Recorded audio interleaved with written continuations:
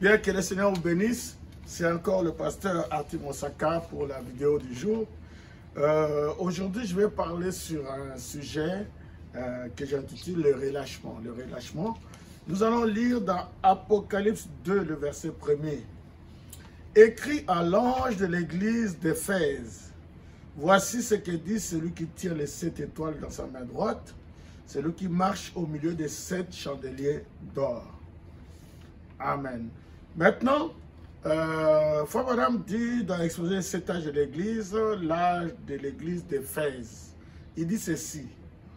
Le nom d'Éphèse lui-même a un sens composé étonnant. 2 points. Viser et relâcher. Les aspirations élevées de cet âge qui avait débuté avec la plénitude de l'esprit, la profondeur de Dieu par laquelle il visait la vocation céleste de Dieu, commençait à céder la place à une attitude moins vigilante. C'est avec moins d'ardeur qu'auparavant qu'on suivait Jésus-Christ, ce qui présageait que dans les âges suivants, le véhicule physique appelé l'Église allait sombrer dans l'horreur de la profondeur de Satan. Elle s'était relâchée et commençait à dériver. Déjà, cet âge rétrogradé. Il avait abandonné son premier amour. La minuscule sémence plantée dans cet âge d'Éphèse allait finir par se développer dans l'esprit de l'erreur, au point que tous les oiseaux impurs de l'air feraient de ces branches leur repère. Cette petite pousse semblerait aux yeux de la nouvelle Ève, la nouvelle Église, si inoffensif d'après le raisonnement humain que cette nouvelle Ève se laisserait séduire par Satan. L'âge d'Éphèse lui avait offert le meilleur de Dieu et elle avait tenu bon pendant un moment, mais ensuite elle s'est relâchée et dans ce moment d'inattention, Satan a planté la sémence de la ruine totale. Voilà, donc c'est un peu ce texte-là. Vous pouvez voir ça dans l'exposé 7 âges de l'Église. Maintenant, j'ai surligné certains mots ici. Par exemple, le prophète dit que le mot même Éphèse, j'ai surligné, ça veut dire viser, relâcher. Plus bas, j'ai surligné attitude moins vigilante. J'ai surligné, elle s'était relâchée et commençait à dériver. Et j'ai surligné, elle avait tenu bon pendant un moment, mais ensuite elle s'est relâchée et dans ce moment d'inattention, Satan a planté la sémence de la ruine totale. C'est ce que j'ai surligné, c'est ça Éphèse. Voyez, Éphèse visée et relâchée. C'est ça qui compose Éphèse. Viser, c'est-à-dire se préoccuper, c'est-à-dire désirer, ça veut dire s'intéresser. Donc Éphèse s'intéresser à des grandes choses. Cet âge-là s'intéressait, ils aimaient la parole, la profondeur de Dieu et tout ça. Et en même temps, cet âge-là aussi, c'était un âge de relâchement. Relâcher, négliger, s'ennuyer. Vous voyez, c'est ça, Éphèse. Maintenant, je ne suis pas là pour parler de doctrine. Dans mes vidéos du jour, vous avez remarqué, je ne parle que des faits de société. Donc, je vais parler ici concernant ce qui se passe maintenant. Vous voyez? Maintenant, je ne suis pas un alarmiste. Je ne suis pas un pessimiste.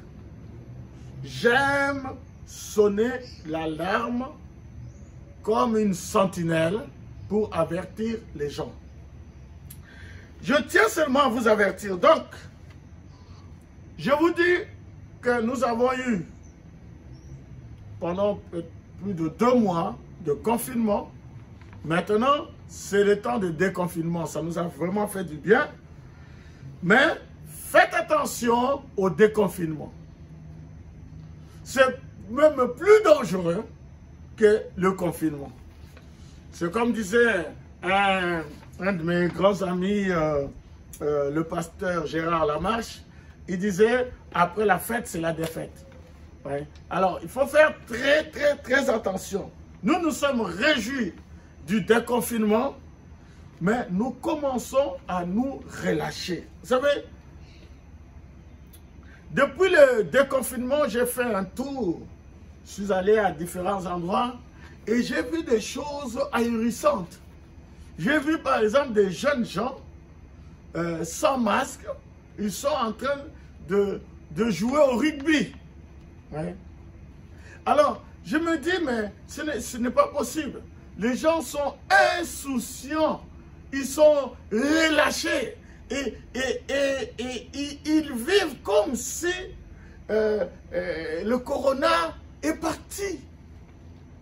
Le Premier ministre était très clair. Il nous a dit que nous devons apprendre à vivre avec ça. Je ne sais pas si les gens veulent que nous puissions revenir dans le confinement ou bien que nous puissions avoir une deuxième vague. Ça dépend de nous. Nous devons être responsables. Cette attitude d'irresponsabilité, c'est ça que je ne comprends pas. Hein? Voir comme ça, il y a eu un deuil et à l'enterrement, il y a plus de 200 personnes, 200 Congolais. C'est irresponsable. Et après, quand vous allez avoir le corona, vous allez vous dire que je ne comprends pas qu'est-ce que Dieu est en train de faire.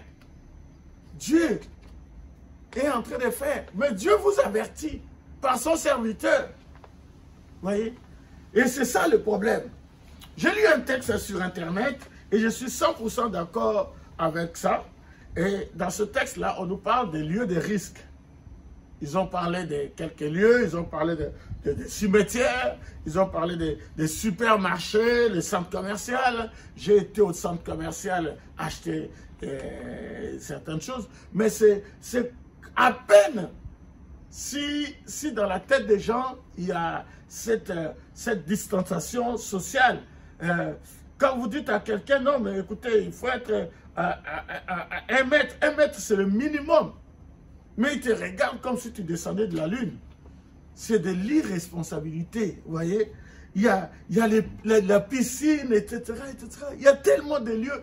Je ne sais pas pourquoi nous sommes relâchés comme ça, vous voyez. Vous savez, pour être immunisé, non, pour être protégé, excusez-moi, pour être protégé, il faut être immunisé. Et selon l'Institut Pasteur, il n'y a que 6% des Français qui sont immunisés.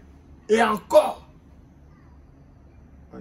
Donc voilà un peu dans quelles conditions nous sommes en train d'évoluer.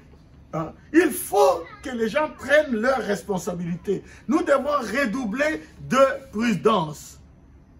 Amen. Donc voilà la sentinelle, c'est que je voulais vous dire.